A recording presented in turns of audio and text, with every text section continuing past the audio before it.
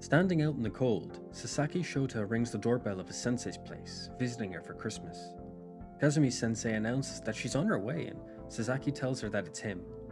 As soon as she hears his voice, she tells him just to come in already, so he opened the door as he was told. As soon as the door was wide open, Kazumi pulled a party popper and wished him a happy Christmas, but the suddenness surprised Sasaki. Seeing him startled, she apologized for going a bit overboard with the greeting. However, the innocent Sasaki was more taken aback by Kazumi's outfit, asking if she forgot to wear anything under her dress. Kazumi, in a teasing mood, said maybe she did as she lifted up her dress to flash Sasaki.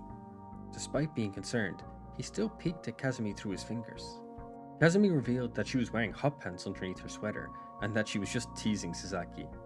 Deciding to double down, she asks if he wanted her to have nothing on underneath, causing Sasaki to blush and stutter. Kazumi again admitted that she was joking and that Sasaki should come in already. She encouraged herself as they both moved further into the apartment. Sasaki was stunned by the setup that Kazumi had prepared. He asked if she did all this, which she said that she did do everything, but the food was pre-made. Kazumi told Sasaki that today isn't a study day, so he should just sit and rest. Sasaki was concerned about Kazumi and asked if it was okay to be just him and her. She told him that it's fine, but then Sasaki began to ask about every possible person in Kazumi's life that she might want to see. Kazumi turned to Sasaki, crying, asking if he didn't want to spend Christmas with her. He quickly clarified that he did.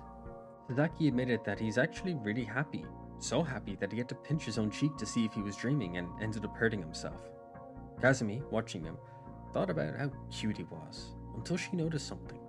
She asked Sasaki about a bruise on his head, but he quickly explained it away and turned from her with embarrassment. Kazumi said she would heat up the chicken now, telling Sasaki to just stay comfortable. While warming it, she recalled how Sasaki entered her life. He was the neglected child of a single mother. Her colleague introduced her to his family and she couldn't turn away from someone like him. It wasn't his first bruise, but she really hoped it would be his last. She ended up taking the role of home instructor to help him survive this mess he was in, but it wasn't easy. He was cold and detached, working more like a robot than a human, and refused to open his heart to anyone. But she knew that he had potential and refused to abandon him. Coupled with her desire to understand him, he improved in every way, little by little, day by day. Sure enough, he eventually began to soften, his icy exterior melting away, and became more open with Kazumi. Before she knew it, she wanted to devour the sweet Sasaki. Shaking the thought away, she told herself that she couldn't do that. Their teacher and student is a trust that shouldn't be broken for a simple lust for Sasaki. Kazumi brought the chicken to the table, apologizing for the delay. Sasaki commented on how scrumptious the chicken looked, while Kazumi thought that Sasaki did too. She attempted to shake away the growing feeling of desire, saying it's just a normal Christmas night. Both then drank and ate merry. After finishing the meal, the pair bantered a little before Kazumi offered Sasaki a gift. Opening it, it was revealed to be a scarf. Kazumi helped Sasaki wrap it around him, mentioning that she's too clumsy to hand knit, so she had to buy one. Sasaki told her that's not an issue, it's the thought that counts, and thanked her deeply. Sasaki, feeling nervous, admitted that he had no money to buy Kazumi a gift, so he made one.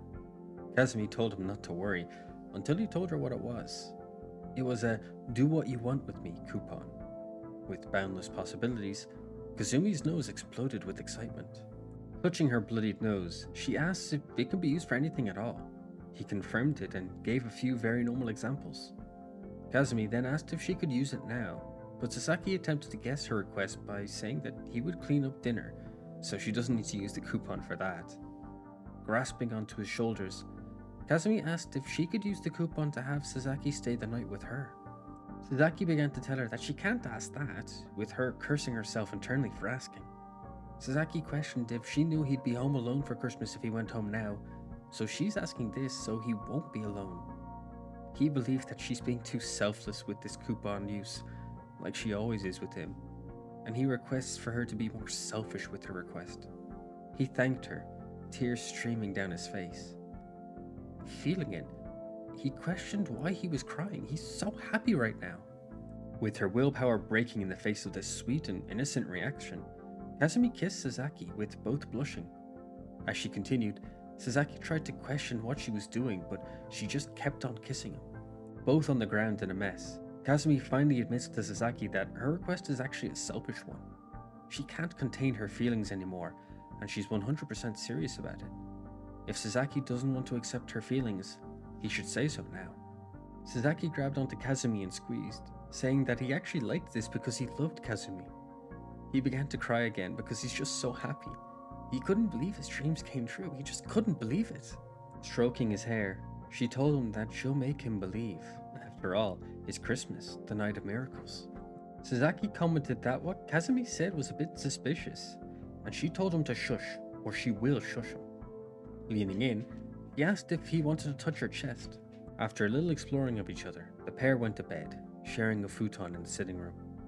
Kazumi asked if Sasaki thought that the moment they are having is really romantic, with him agreeing, adding that he wanted to do this for so long. After having their own Christmas miracle, the new couple went to sleep, with the new beginning awaiting them with the rising sun.